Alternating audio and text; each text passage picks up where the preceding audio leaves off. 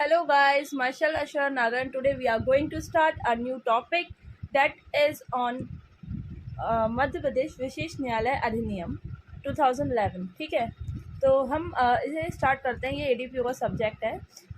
It is a minor act. ये जो act है मध्य प्रदेश विशेष न्यायालय अधिनियम, ये क्यों बनाया गया है?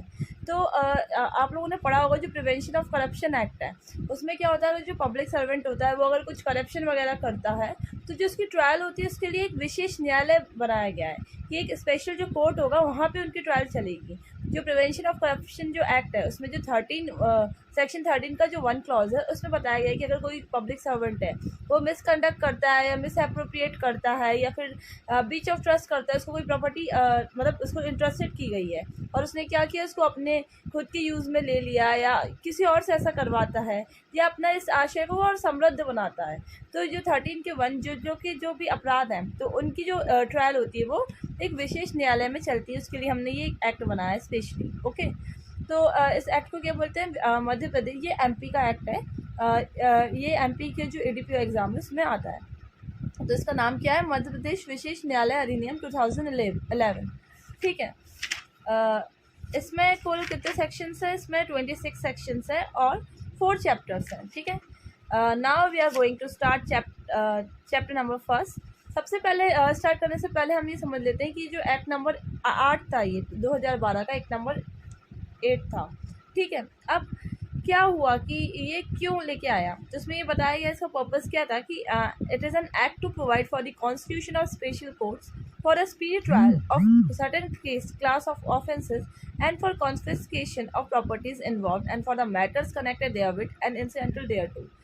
इसका क्या मतलब है? ये क्या बताता है कि ये इसलिए आया ताकि हमें जो स्पेशल कोर्ट्स है वो कॉन्स्टिट्यूट करने थे। ठीक है, क्यों करने थे? ताकि हम उसकी स्पीडी ट्रायल कर सकें। स्पीडी ट्रायल कर सके, कुछ सर्टेन क्लासेस ऑफ ऑफेंसेस हैं या उससे रिलेटेड अगर उसमें कुछ हमें आर्टिकल्स मिले तो हमें उसको कन्फिस्केट करना है प्रॉपर्टीज़ को, तो उन चीज़ों से रिलेटेड जो इंसिडेंटल मैटर्स वगैरह हैं उनके लिए हमने ये एक एक्ट स्पेशल बनाया। ओके, अब चैप्टर नंबर फर्स्ट क्या है? प्रिलिमिनरी। इसका अपन सेक्शन नंबर फर्स्ट पढ़ते हैं, short title, extent and commencement.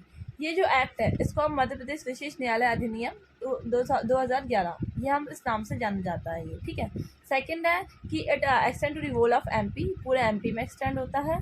Third है it shall come into force on such date as the state government may by notification appoint. हर एक एक्ट में लिखा होता है कि जब स्टेट गवर्नमेंट है, जब नोटिफिकेशन द्वारा वो अपॉइंट करेगा कि ये इस डेट को आना है तो ये उस डेट को ही प्रवृत्त होगा, इन्फोर्स होगा। ओके, नाउ हम पढ़ते हैं section number second, that is definitions. ठीक है, in this act unless the context otherwise requires, जब तक कुछ अदरवाइज मैटर नहीं निकलता है, इसमें जो डेफिनेशन लिखी गई है हम वही मानेंगे इस एक्ट के पर्पस के लिए। ठीक है, ए क्या बताता है? एक्ट।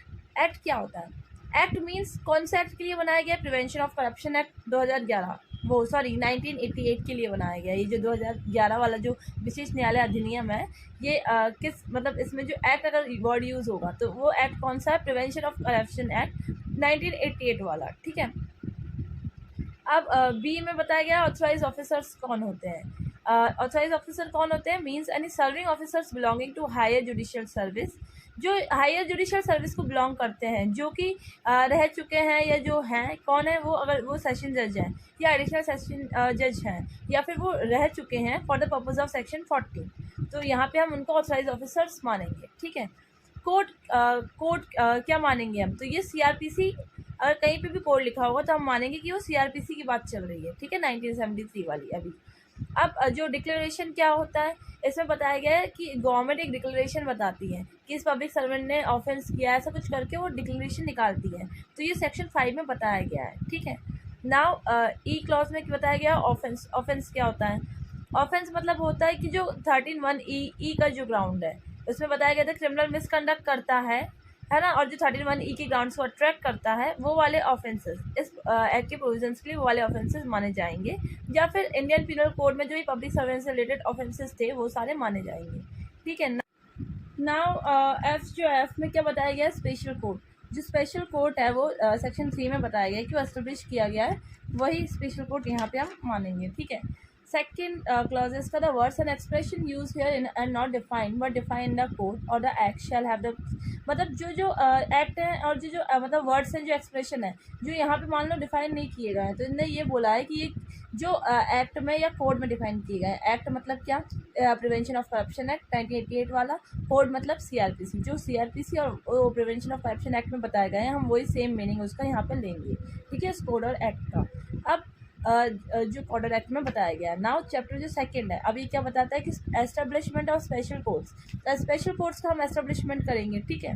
तो सेक्शन 3 बताता है कि जो स्टेट, सेक्शन 3 का क्लॉज जो 1 बताता है, ये बोलता है कि जो स्टेट गवर्नमेंट है वो ऑफेंस की ताकि वो स्पीडी ट्रायल हो सके, तो वो नोटिफिकेशन द्वारा वो क्या करेगा, स्टेट गवर्नमेंट क्या करेंगे, एस्टेब्लिश करेंगे जितने भी कोर्ट, जितना उनको सही लगे, एडिक्वेट लगे, कि हम इनको स्पेशल कोर्ट नाम देंगे, और यहाँ पे वो प्रिवेंशन ऑफ करप्शन एक्ट से रिलेटेड उसकी ऑफेंस की स्पीडी ट्रायल चलेगी, तो उसके लिए वो जितने चाहे उतने कोर्ट्स बना सकते हैं। सेकंड बताया गया है कि जो स्पेशल कोर्ट है उसमें क्या होगा, वो प्रिसाइडेड ओवर होगा बाय अ जज, जो जज होगा वो भी नॉमिनेटेड किया जाएगा बाय स्टेट गवर्नमेंट द्वारा, ठीक है, with the conference of high court. State government high court से कॉन्फ्रेंस लेगी और क्या करेगा, एक जज अपॉइंट करेगा, नॉमिनेट करेगा, सॉरी, ठीक है, और वो उस स्पेशल कोर्ट को प्रिसाइड ओवर करेगा वो जज, ठीक है ना। थर्ड जो क्लॉज है वो बता रहा है कि कोई पर्सन जो क्वालिफाइड नहीं है for the nomination of a जज ऑफ स्पेशल कोर्ट अनलेस क्या क्या,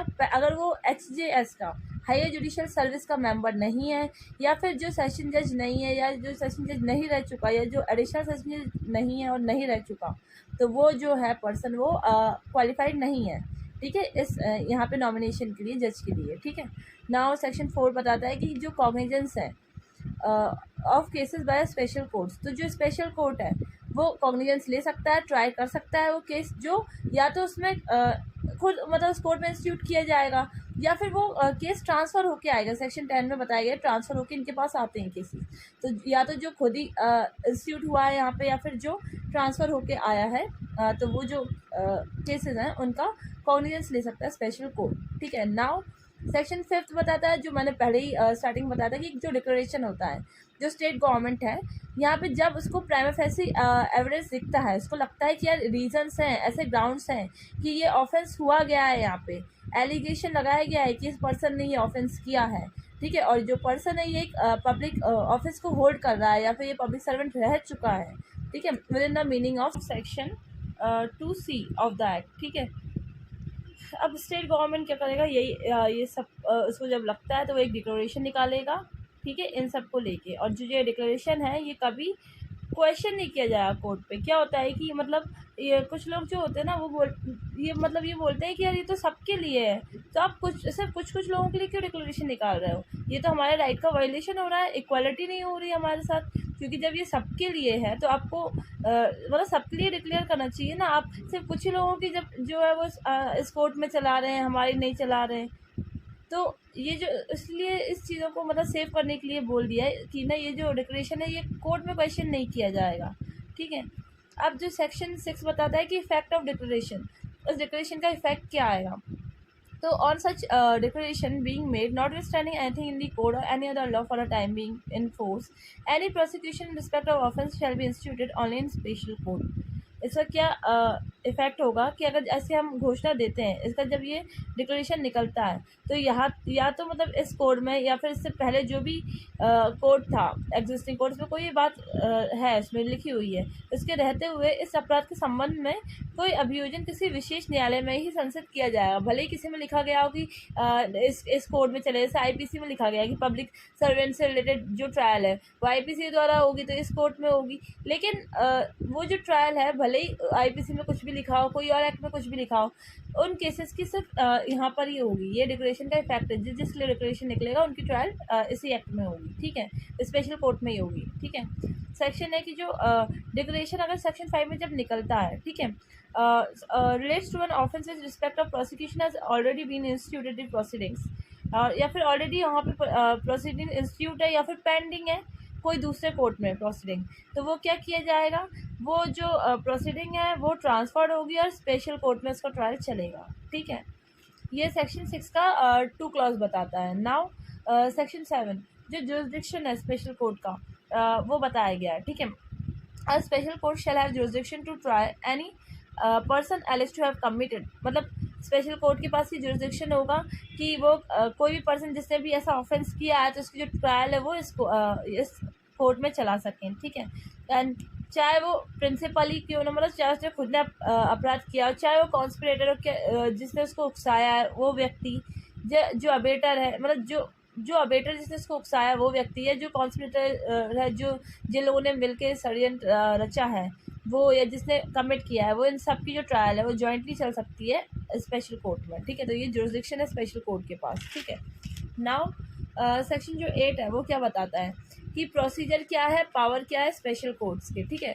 तो जो स्पेशल कोर्ट है shall in the trial of such cases, वो क्या करेंगे, वो प्रोसीजर जो है कोर्ट में जो भी प्रिस्क्राइब किया गया है, कोर्ट मतलब CRPC, ठीक है, और वहाँ पे वारंट केसेस की जो ट्रायल चलती है मजिस्ट्रेट के सामने, वो प्रोसीजर यहाँ पे अपनाई जाएगी, ठीक है। सेकंड बताया गया है कि सेवर्स expressly provide this act the provision of the code and of the act shall they are not inconsistent with the provisions of the act apply to the proceeding before the special court, ठीक है। जो court की जो provision है वो इस court की जो स्पेशल कोर्ट की जो प्रोविज़न है उसके इनकन्सिस्टेंट नहीं होंगे, ठीक है। और जो पर्सन है conducting a prosecution for special court, जो स्पेशल कोर्ट में कंडक्ट करेगा प्रोसिक्यूशन, इसको हम पब्लिक प्रोसिक्यूटर बोलेंगे, ठीक है। पॉस्को में भी जैसे पब्लिक प्रोसिक्यूटर होता है वैसे ही मतलब इन स्पेशल कोर्ट में मोस्टली पब्लिक प्रोसिक्यूटर्स होते हैं, ठीक है। सेक्शन 9 क्या बताया गया है, सॉरी इसका जो थर्ड क्लॉज है ये क्या बताया गया है कि जो स्पेशल कोर्ट है में pass upon a person convict by it, वो मतलब कोई भी सेंटेंस पास कर सकता है, ठीक है, जो लॉ द्वारा ऑथराइज किया गया है, या for a punishment of the offence of which such person is convicted, या जिस पनिशमेंट के लिए इसको मतलब जिस ऑफेंस के लिए कन्विक्ट किया गया है उस ऑफेंस की पनिशमेंट, वो सब इसको हम स्पेशल कोर्ट जो है इसके पास पावर है कि वो दे सकता है, ठीक है। नाउ सेक्शन जो 9 है वो क्या बताता है कि जो स्पेशल कोर्ट की जो ऑर्डर्स है उसकी अगेंस्ट जो अपील, तो यहाँ पे बताया गया है कि जो अपील होती है कोई भी जजमेंट की, कोई सेंटेंस की स्पेशल कोर्ट की, वो कहाँ होगी, हाई कोर्ट में होगी, ठीक है। और किस ग्राउंड्स पे होगी, दोनों ग्राउंड्स पे, फैक्ट्स और लॉ, ठीक है। सेकंड है except as aforesaid no appeal और revision shall lie in any court from the judgement, मतलब जो सिर्फ ऊपर दिया गया ना फैक्ट्स और लो, इन्हीं बेसिस पे, इनके अलावा और कोई ग्राउंड पे कहीं अपील या रिवीजन नहीं होगा स्पेशल कोर्ट की जजमेंट या ऑर्डर का, ठीक है। थर्ड क्या बताता है कि every appeal under this section shall be preferred with in a period of 30 days, जो भी अपील होगी वो जो होगी वो 30 दिन तक के लिए, मतलब 30 दिन तक में होगी अपील वो, और if it is satisfied for the reason to be recorded in writing, और अगर उनको सेटिस्फाई हो सकता है कि सफिशिएंट कॉज है कि इनने अपील सही टाइम पे नहीं दिया था, तो वहाँ पे क्या हो सकता है कि अपील का टाइम वो लोग एक्सटेंड कर सकते हैं, ठीक है। और सेक्शन 10 क्या बताता है, ट्रांसफर ऑफ केसेस, कि notwithstanding other provisions of this act it would be open to high court for the transfer cases. अब कुछ भी लिखा हो, कोई भी प्रोविजन में कुछ भी लिखा हो, हाई कोर्ट के पास ये पावर है कि वो ट्रांसफ़र केस कर सकता है वन स्पेशल कोर्ट से दूसरे स्पेशल कोर्ट तक, ठीक है। आई होप आप लोगों को ये समझ में आया हो, और अगर आपको कोई डाउट है तो then you may ask in the comment section. Thank you.